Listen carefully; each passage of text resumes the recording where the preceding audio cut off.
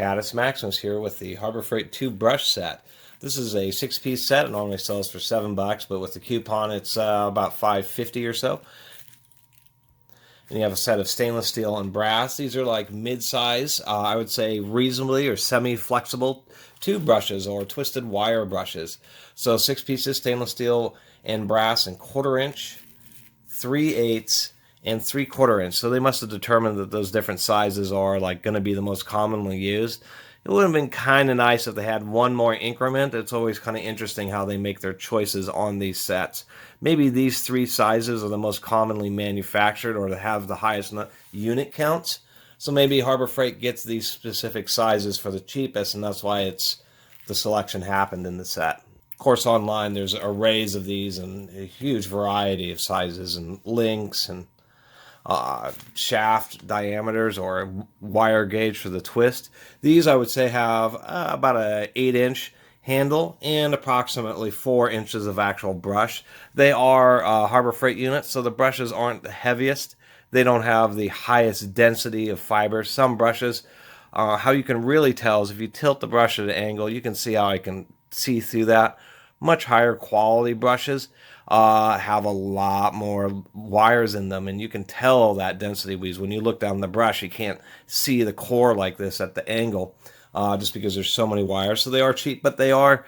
It makes it easier to get these into tighter bores, and they kind of bend over a little bit more compliant, so they do work well. What I mean by semi-flexible is this is only like an 1/8 inch. The wire gauge itself is like 16 or 1/16 inch. I'm not sure about wire gauges, but the handle diameter overall is about 1/8 of an inch, and that seems with the mild steel that they use gives these a reasonable amount of flexibility. On this 3/4 inch one, it's nice because you can get in the curved areas. You can even pre-bend these if you want to get into certain angles, and that's what makes them so handy. You can bend them into just about any kind of shape you want. You know, it'll kind of mess up the fibers in a little bit in the area that you bend over, but the point is that you can get it into an L shape or a U or an S to really clean out, you know, complicated areas around the engines and transmissions and servicing equipment, just all sorts of applications, you know, repairing tools, just pretty much anywhere.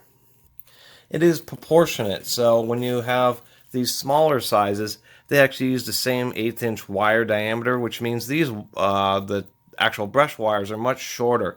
So these are actually quite stiff just because they have such short wires. So there is that to consider. The smaller ones will actually brush much more aggressively and wear out more quickly than the larger ones. And then of course a higher quality set, as the sizes increase, the wire diameter increases. And that's the way it really should have been, I think. I think that the small ones, even though they're nice and cheap, and that's really the point of these. These brushes are the type of thing that you really do some kind of aggressive cleaning with, and inevitably folds and breaks a bunch of the wires. They don't ever seem to last a real long time.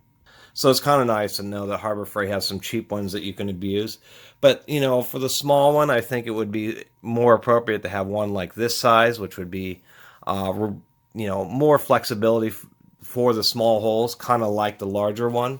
And then the larger one, I guess, is good, but maybe if it had a larger diameter wire, kind of like this synthetic brush, we might have been better off, because then it would have been a little bit more useful when you're doing long reach situations where you can't really choke up on the brush, because if you're holding it way out here, there's just so much springiness that you can't do a lot of sideways force. It's pretty much only back and forth. And these kind of brushes really are great. If you have some kind of complicated, convoluted shape like this, these brushes are just real nice for getting into the different areas. If you're wondering what you might use them for, you know, a standard wire brush would get kind of the outside edges, but these are the type of things that you can really, you know, get down deep in just about any kind of crevice. That was a real poor demonstration, but you get the gist. It also always seems that they leave a few twists at the very end just to try to keep them from coming unraveled, but many times you really want to get close to the bottom, so, you know, don't hesitate to take the end of these and grind them down real close, or even accept that you're going to hit some of the wires and might become a little bit untwisted at the end. That way you can get one of these brushes to go flush. That's the other tip. You can even just use a pair of pliers and just clip off the end of it, side cutters, and then you can make them bottoming brushes. Anyway, these are the kind of things that Harbor Freight could do real well on if they had just a bit more variety of these types of brushes. I guess they have the engine brush set, which is pretty nice for real rigid brushes, but the whole set's a little bit too expensive to use in a disposable fashion, where these are better for that. So remember that, you don't have to buy the more expensive, whatever it is, the $20 engine brush set. They do have these other smaller wire brushes, which are only $7. And then, of course, with coupon, almost $5. Anyway, I'll include the part number in the description.